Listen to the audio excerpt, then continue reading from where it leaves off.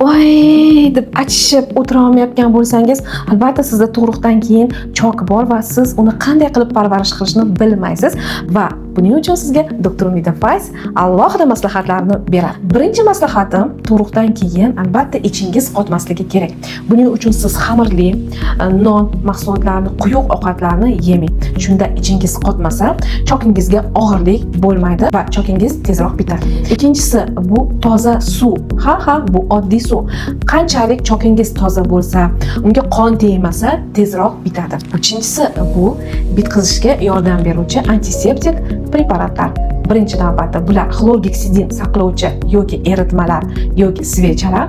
Undan tashqari betadin ham suyug'i, ham svecha ko'rinishda va levomikol hamda metil uratsil svechalar. Ular yaralarni va choklarni bitishiga alohida yordam beradi.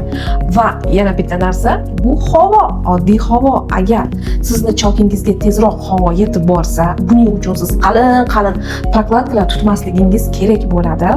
Ya'ni oddiy marla, doka, HB matodan ishlatiladigan prokladkalarni ishlatsangiz, ana shunda sizda tezroq bitadi. Havo teggan joyda bakteriyalar bo'lmaydi va undan tashqari og'ir uyum ishlarini qilmasligingiz kerak bo'ladi va 20 kungacha o'tirish mumkin emas. Ana shunda sizni chokingiz zo'r va yaxshi bitadi. Bu videoni esa kimga yuborishni o'zingiz bilasiz.